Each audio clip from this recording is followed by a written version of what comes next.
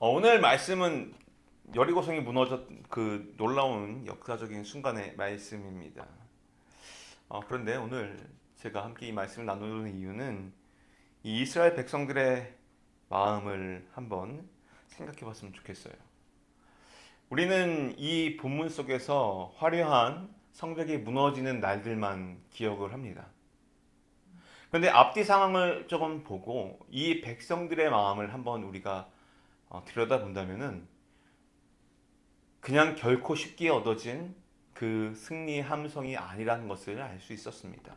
또한 그 순간 그 과정마다 하나님께서는 이들에게 믿음을 요구하셨고 이스라엘 백성들은 이 순간은 하나님께 믿음으로 나갔던 것을 우리는 볼 수 있습니다.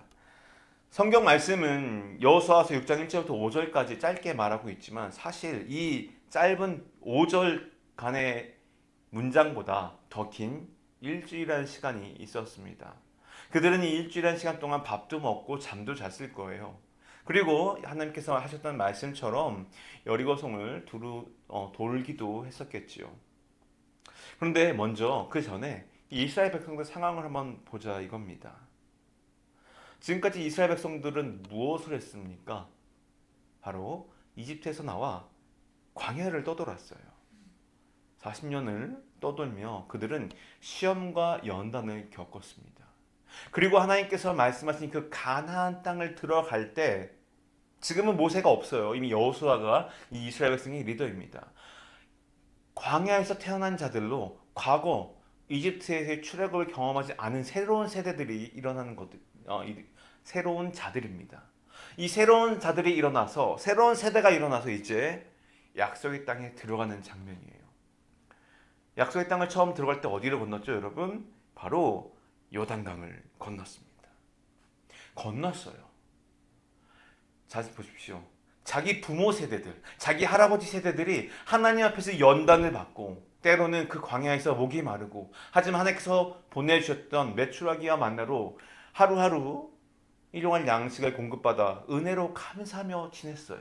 그러나 그들의 마음이 오락가락 불평하고 과거 이집트에서 먹던 고기가 그립고 이집트에서 섬기던 그 수많은 우상과 신전들이 그리울 그때쯤에는 하나님께서 이들에게 또 다른 연단과 시험을 통해서 하나님만 바라볼 수 있는 기회를 주셨습니다. 그 모든 것들을 보고 자란 세대들이에요. 이들은 이제 드디어 아버지 땅에 할아버지가 그렇게 말하던 약속의 땅에 들어가는 겁니다. 근데 그 땅 앞에 있는 성이 바로 여리고 성이에요. 여리고 성은 높고 튼튼했고 두꺼웠으며 매우 강대한 군사력을 가지고 있었던 곳입니다. 그런데 이 여리고 성 사람들이 하나님의 은혜대로 그 성벽 안에 있는 사람들은 지금 어떻게 하죠? 이스라엘 백성들을 두려워하고 있어요. 두려워하고 있어요. 그래서 이들은 맞서 싸우기보다 문에 성벽을 걸어 잠그고 방어하고 있는 거예요. 이때 지금 이 여리고성 앞에 선 이스라엘 백성들 마음이 어떨까요? 하나님 드디어 약속 땅에 왔습니다. 사실 우리 아버지가 우리 엄마가 그렇게 기도하던 우리 할머니가 같이 이곳에 왔으면 좋았을 뻔했는데 하나님의 계획에 따라 그들은 다 광야에서 죽었습니다. 이제 저희 세대가 들어왔는데요. 그 믿음의 약속이 드디어 축복의 약속이 이루어지는 순간인데 하나님 이게 무슨 일이죠? 지금 저 큰 높은 여리고성이 가로막고 있는 거예요. 40년 동안 광야에서 이들은 천막 생활을 했어요. 구름 기둥과 불 기둥이 움직이면 따라가고요. 멈추면 그곳에 장막을 텐트를 치고 노숙을 했습니다. 또 움직이면 또 따라갑니다. 멈추면 또 텐트를 이 일을 수십 번 했을 거예요. 그런데 이제 땅이 펼쳐졌어요. 젖과 꿀이 흐른다는 그 땅에 왔는데 그 땅의 첫 번째 징표가 무엇입니까? 바로 여리고 성. 이들 앞에 놓여 있는 성이라는 거예요. 뭔가 씨만 뿌려도 30배, 60배, 100배의 열매가 쫙쫙쫙 뻗어나올 듯한 그런 열매가 기다릴 줄 알았는데 이게 웬일입니까? 하나님 앞에서 지금까지 40년 동안 광야에서 제대로 씻지도 못하면서 하나님의 말씀을 순종하겠노라고 듣고 따라왔는데 지금 앞에 있는 건 거대한 장벽이에요. 하나님, 약속하신 땅에 들어왔는데 왜 지금 우리 앞에 마주한 것은 젖과 꿀이 흐르는 땅이 아니라 벽입니까? 지금까지 순종하며 주님이 가라고 해서 갔고 멈추라고 하면서 멈췄는데 지금 이런 상황이 왜 눈앞에 펼쳐졌죠? 아마도 수많은 질문들과 의심이 이들 마음속에 있었을 것 같아요. 그리고 한편으로는 믿음이 좋은 분들은 그럼에도 불구하고 감사하자, 하나님의 뜻이 있을 거라고 감사와 기대의 마음을 가지고 놓지 않고 소망하는 사람들도 있었을 것 같아요. 그러나 눈앞에 보여있는 그 높은 성, 그리고 군사력이 강한 저 여리고 성의 군대를 보면서 한편으로는 절망과 두려움도 있을 수 있어요. 왜냐면요, 우리는 지금 공성전을 해야 돼요. 성을 무너뜨리면 어떻게 해야 됩니까? 성문을 부서뜨릴 만한 커다란 문을 부실 만한 게 있어야 돼요. 또 성을 타고 올라갈 만한 사다리가 있어야 돼요. 그리고 화살이 있어야 돼요. 그런데 지금 광야에서 살던 이 사람들이 이거 어디서 가져오냐 이거죠.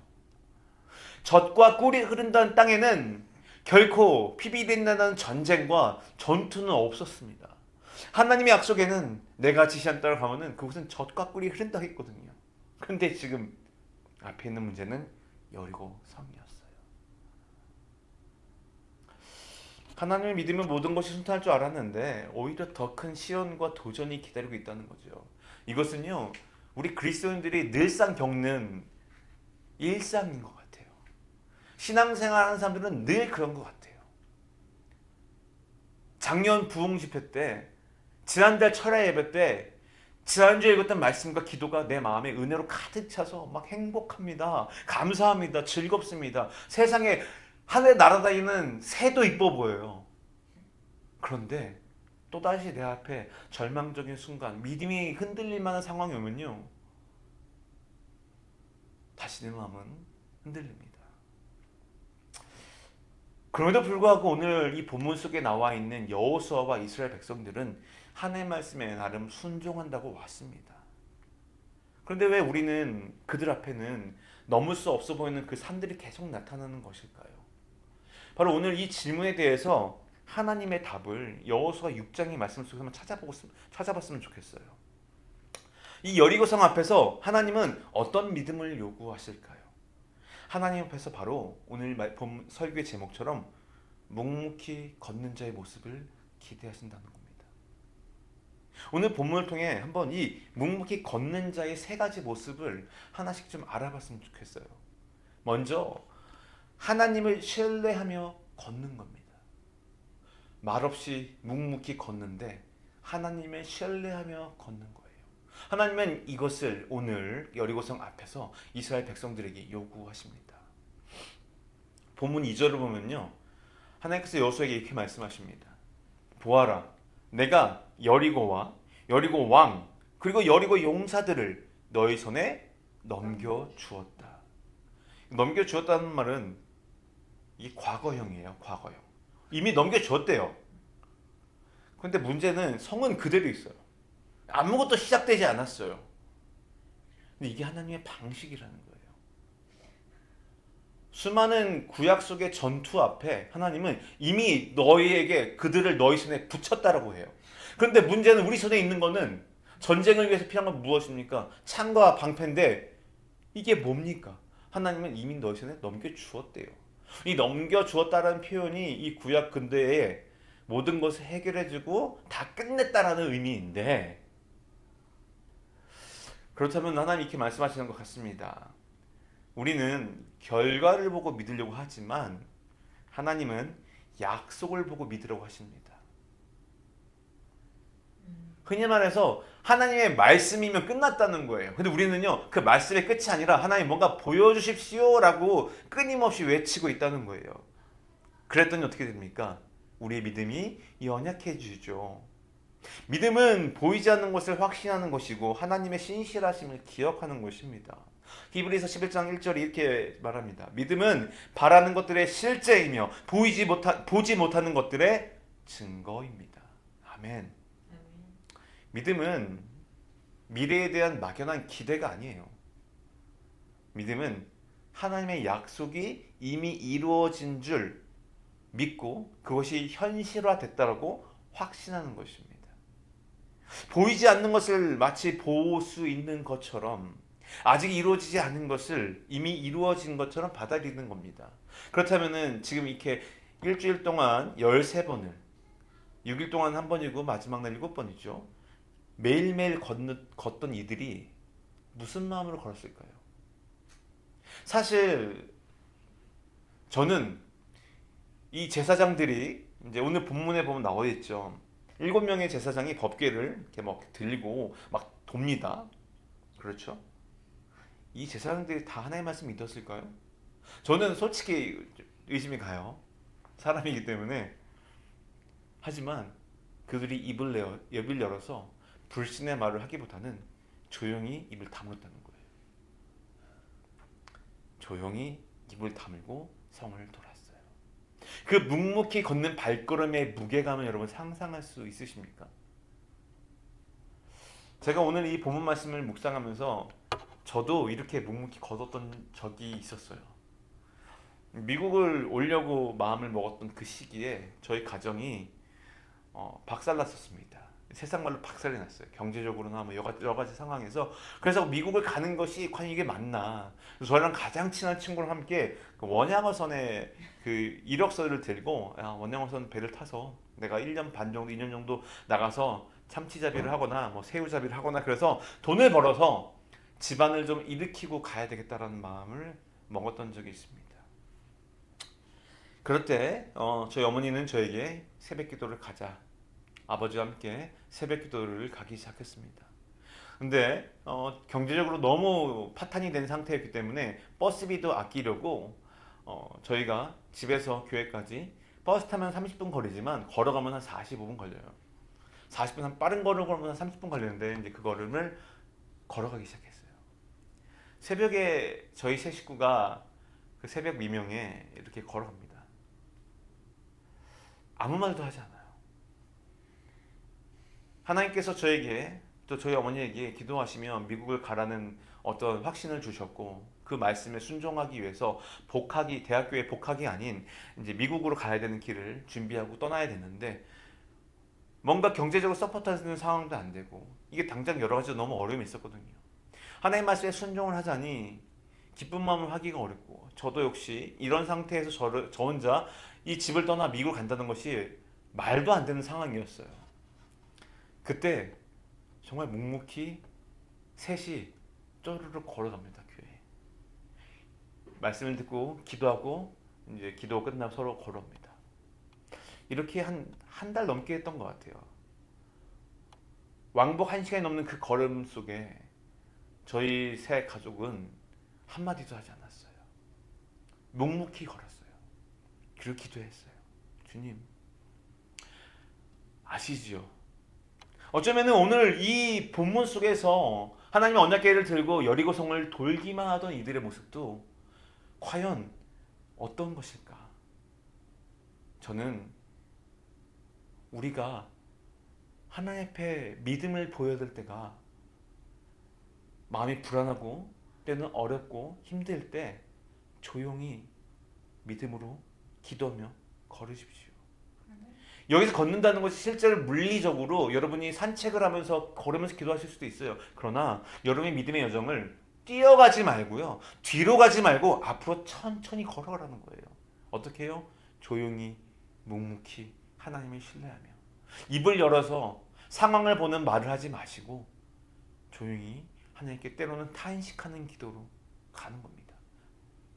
감사하게도 저희가 그렇게 한 달 동안 새벽 예배를 걸어 다닐 때쯤 마지막 즈음에 먼저 아버지가 입을 열기 시작하셨고 어머니도 입을 열기 시작하셨고 제가 미국 가는 날이 다가올수록 오히려 저희 가정에는 평안이 왔고 기쁨이었고 하나씩 하나씩 이 일이 해결되어지며 결국은 저는 미국을 가는 비행기를 탈 수 있게 되었습니다. 그 시기를 만들기 위해서 하나님은 저에게 묵묵히 하나님을 믿으며 걸으며 기도하라고 하셨던 것 같아요. 여러분, 광야에서 경험한 그 하나님 한번 생각해 보시겠어요? 이스라엘 사람들은요, 홍해가 갈라지고 반석에서 물이 나고 하늘에서 만나를 막 뱀에 물렸는데 노뱀을 통해서 치료하시고, 그런데 그분이 우리에게 무엇을 말씀하시냐면요, 이미 승리를 주었다고 말씀하세요. 그렇다면 우리는 믿지 못할 이유가 없다는 거예요. 자꾸 우리는 눈앞에 있는 여리고성을 봅니다. 사랑하는 여러분, 여러분이 지금 마주한 여리고성은 무엇입니까? 건강입니까? 관계를 통한 어려움입니까? 마음의 상처입니까? 아니면은 여러분 앞에 기도가 응답되지 않는 상황입니까? 하나님은 여러분에게, 저에게 이렇게 말씀하실 것 같아요. 나는 이미 너에게 승리를 주었다. 너는 나를 신뢰하기만 하면 된다. 문제가 해결되기 전에, 상황이 바뀌기 전에 먼저 하나님을 신뢰하라고 말씀하십니다. 왜냐하면 하나님의 시간표와 우리의 시간표가 좀 다르기 때문에 그래요. 하나님의 방법과 우리의 방법도 다르기 때문에 그래요. 그래서 우리는 주님의 약속을 끝까지 신뢰하고 우리를 사랑하시는 그 온유하시고 사랑하시는 하나님의 성품을 기억하면서 어제의 모습, 작년의 모습, 하나님의 그 사랑과 은혜를 기억하시며 여러분의 발걸음을 멈추지 마시고 묵묵히 걸어가신 자가 되기를 축복합니다. 두 번째로 하나님 말씀에 순종하며 걷는 자입니다. 정말 순종하는 게 어려워요. 신뢰라는 것은 마음으로 믿어요라는 거예요. 그런데 순종은요, 행동이에요. 하나님은 여호수아에게 이 여리고성을 무너뜨릴 계획을 말씀해 주셨어요. 어떻게 말씀해 주셨죠? 3절과 4절에 보면 나와 있어요. 모든 군인들은 그 성을 어떻게 하래요? 둘러싸라. 그 성을 한번 돌아라. 6일 동안 그렇게 하여라. 그리고 제사장 7명이 법궤 앞에서 양의 뿔로 만든 나팔 7개를 들어라. 그러다가 7번째 날에는 성 주위를 7번 들고 제사장들은 나팔을 불어라. 이것이 하나님께서 알려주신 전쟁의 방법이었어요. 하나님께서 알려주신 이들 앞에 놓여있는 여리고성을 무너뜨리는 방법이었어요. 여러분, 여러분의 생각과 상식으로 지금 이치적으로, 이성적으로 말이 됩니까? 돌면 성이 무너져요? 아니잖아요. 지금 우리가 이 여리고성이 무너진 이야기를 결과에 알고 있기 때문에 그러는데, 여러분 인생에서 지금 이런 순간이 있을 때 여러분은 하나님 무너지겠네요, 돌면 무너지겠네라는 믿음으로 막 아멘하고 나갈 수 있으시겠어요? 제가 여리고성을 앞에 있는 제사장 7명 중 한 명이라면은 이게 뭐하는 지금 것이지? 아니면은 7째 날 돌고 나서 그 다음에 전쟁을 하라는 건가? 그 전에 항상 중요한 일이 있을 때 하나님께 예배를 드리고 했던 것처럼 하나님 말씀대로 7번 돌고 나면은 그 다음에 하나님께서 뭔가 천군 천사를 보내주셔가지고 싸우게 하실 것인가? 우리는 다양한 상상력을 할 수 있을 거예요. 그런데 하나님은 다른 방법을 말씀해 주지 않고요, 이렇게 여리고성을 7일 동안 13번 돌 것만 말씀하세요. 말이 안 되죠. 아까 말한 것처럼 그러면은 제사장들이 13바퀴를 도는 일주일 동안 남은 이스라엘 사람들이 뭐 사다리라도 만들고 화살촉도 하나라도 더 깎고요, 칼이라도 더 만들고 방패라도 더 만들어야 되잖아요. 집어던질 짱돌이라도 하나 더 챙겨야 되잖아요. 근데 하나님은 전혀 그런 말씀을 안 하세요. 우리 눈앞에 있는 그 무언가를 부서뜨리기 위한 우리의 방법과 우리의 상식을 철저하게 부서뜨리는 방식이에요. 하나님의 방식을 우리에게 알려주시고 그 말씀에 순종하라는 겁니다. 여러분, 믿으래요. 뭘요? 이 성을 너희 손에 붙였다는 걸 믿으래요. 그리고 나서 도울래요. 이제 하나님께서 요구하신 게 뭔지 아십니까? 순종이에요. 너희의 방법이 아닌 내 방법대로 일을 할 것이니 그 방법에 너희가 따라오너라. 여호수아 이스라엘 백성들의 마음이 어땠을까요? 하나님 정말 이렇게 하면 됩니까? 적들이 저 창밖으로 우리를 보고 뭐라고 생각할까요? 이런 마음 없었겠어요? 잘 보시라고요. 지금 전쟁하러 왔어요. 그리고 이 여리고성 안에 있는 사람들도요, 지금까지 들어서 알고 있어요. 우리는 기생 라합의 이야기를 알고 있어요. 여리고성 안에서 벌어진 일이에요. 정탐꾼들이 가서 다 보고 왔어요. 하나님께서 지금 이 안에 있는 사람들은 겁에 질려 있다는 것도 알고 있어요. 그런데 지금 우리 뭘 하냐고요? 겁에 질린 사람들과 싸울 때 우리는 이미 승기를 잡았기 때문에 쉽게 이길 수도 있는데 하나님은 전혀 다른 방법을 사용하고 계세요.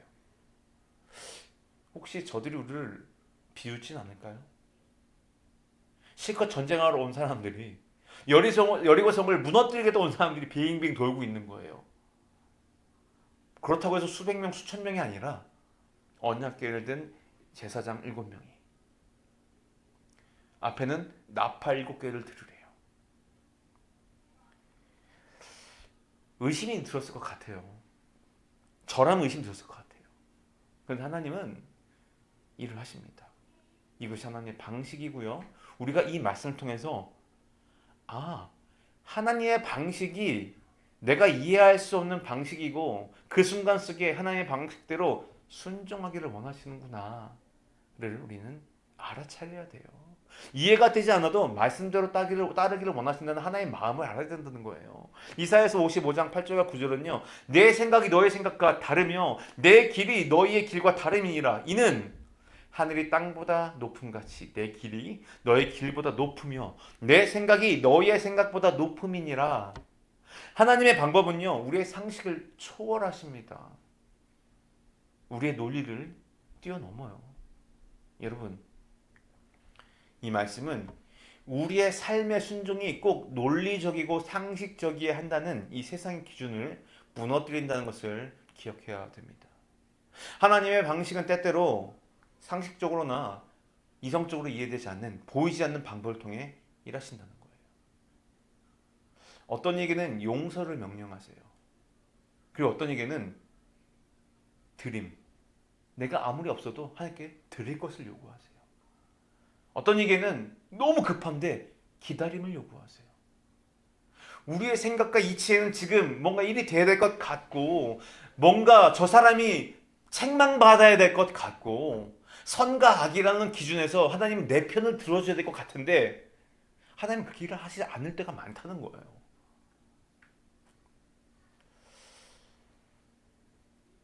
하나님은 우리에게 이때 어쩌면 이걸 원하시는 것 같아요. 주님, 왜요? 왜 이걸 해야 돼요?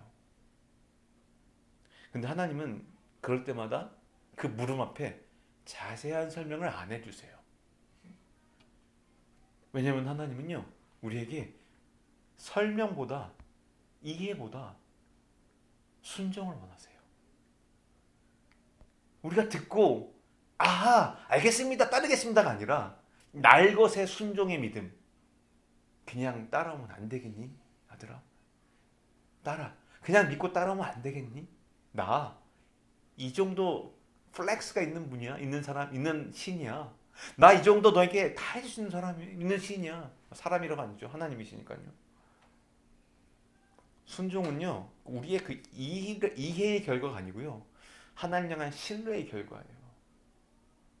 믿음으로 하나님을 신뢰하는 자는 하나님 말씀에 순종합니다. 설명이 부족하고 방법이 좀 이상해도 결과가 보이지 않아도요, 하나님을 신뢰하기 때문에 순종하는 겁니다. 그래서 하나님의 명령은 때때로 우리의 이해를 뛰어넘지만 순종은 그분 향한 우리의 신뢰를 가장 확실하게 보여주는 방법입니다.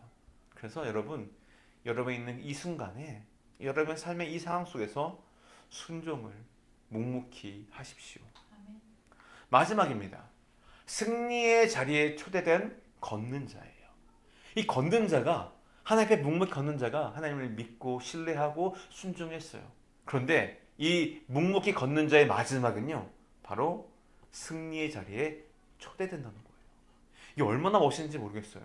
하나님은 마지막 날 이스라엘 백성들이 7바퀴를 돌고 나팔을 불 때 큰 소리를 외치라고 하십니다.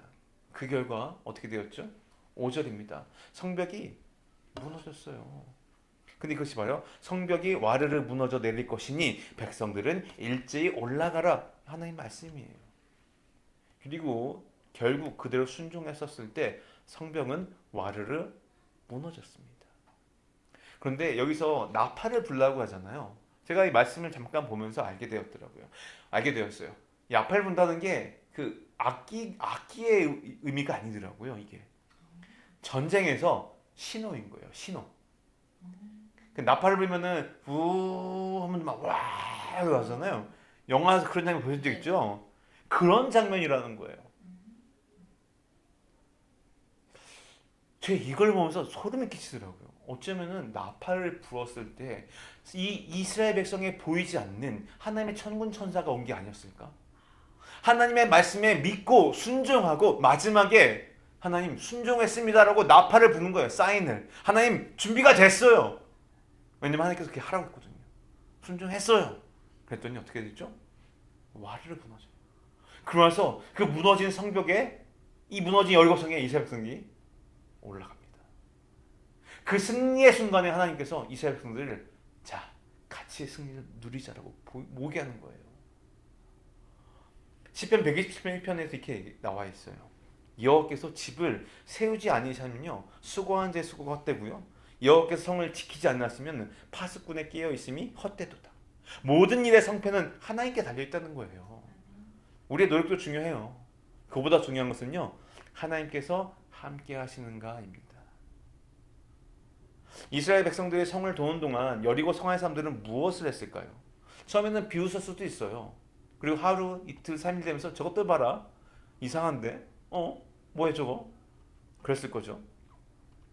어떤 사람은 불안할 수도 있어요.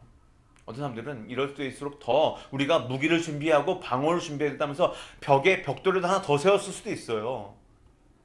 그런데 하나님은요. 이 모든 것을 한 번에 부서뜨려 버리십니다.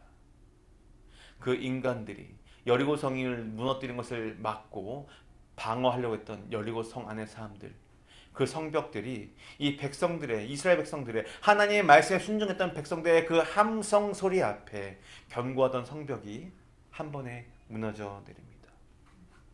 사랑하는 여러분, 이것이 믿음의 여정입니다. 우리는 싸우는 자가 아니라 하나님의 일하심에 참여하는 자입니다. 우리는 묵묵히 믿음으로 하나님을 따라가는 자입니다. 하나님께서는요, 우리가 우리의 인생을 살면서 그 모든 것을 다 해결하기를 원치 않으세요. 오히려 하나님께서 하신 일에 우리가 동참하기를 원하세요. 우리가 할 일은 성을 무너뜨리는 일이 아니었어요. 우리가 할 일은요, 성을 도는 것이었어요. 하나님께서 명하신 그 자리에서 그분이 원하시는 그 방법으로 묵묵히 순종하며 믿으며 걷는 것이었어요. 그럼 하나님께서 우리가 예상하지 못한 방법으로 성벽을 무너뜨리셨고요. 우리는 그 위에 올라가기만 합니다. 놀랍게도 이 승리는 전쟁을 통해서 얻은 게 아니었어요. 신뢰와 순종을 통해 하나님께서 주신 선물이었어요. 칼로 얻은 승리가 아니라 믿음으로 받은 선물이었습니다. 지혜로 계획된 결과가 아니라 순종으로 경험한 은혜였습니다. 오늘도 어쩌면 하나님께서 이렇게 동일하게 말씀하실 수 있습니다. 내가 이미 승리를 너에게 주었다. 너가 그것을 믿고 나의 말씀대로 순종하면 내가 그 일에 너를 승리자로 참여시키겠다. 문제를 해결하는 것은 하나님의 몫입니다. 그리고 믿고 순종하는 것은 우리의 몫입니다. 여러분, 말씀을 읽겠습니다. 여리고 성 앞에서 이스라엘 백성들은요 칼을 들지 않았어요. 그들은 인간적인 전략을 의지 않았고 전쟁의 논리로 움직이지 않았습니다. 대신 하나님의 말씀을 따라 매일 성을 돌았어요. 걷고 또 걷고 또 걷는 단순한 순종의 반복이었습니다. 그 걸음 하나하나에 담긴 것은 전술이 아니라 하나님 말씀에 대한 신뢰 곧 믿음이었습니다. 아마도 많은 이들이 비웃을 수도 있어요. 심지어 이스라엘 백성들 사이에서도 비웃는 사람이 있을 수도 있습니다. 그러나 이스라엘은 침묵 속에서 걸었고요. 그 맨 앞에 섰던 여호수아도 제사장들도 백성들도 불평하고 소리를 내며 반란을 일으키기보다는 하나님께서 명하신 말씀과 방식에 따라 조용히 걸었습니다. 왜냐하면 그들에게 중요한 것은 자신들의 이해가 아니라 하나님의 임재와 말씀에 대한 신뢰였기 때문에 그래요. 여러분 삶에 이해되지 않는 명령과 삶의 순간이 있습니까? 그 눈앞에 있는 문제 앞에서 어떻게 해야 될까요? 오늘 이 여호수아의 말씀을 보면서 우리가 통제할 수 있는 결과를 예상하고 바라보기보다는요, 하나님께서 함께 계시는 그 방법을 믿고 따라가고 오늘 우리가 해야 될 것을 하면 됩니다. 그렇게 한 걸음 또 한 걸음 가다 보면은 우리는 하나님께서 친히 이루시는 승리를 목격하게 될 것입니다. 오늘도 여리고성을 돌던 그 이스라엘 백성들의 제사장들처럼 하나님의 말씀에 근거해서 묵묵히 걸어가는 믿음의 사람들, 주의 권속들이 되시기를 주님의 이름으로 축복합니다.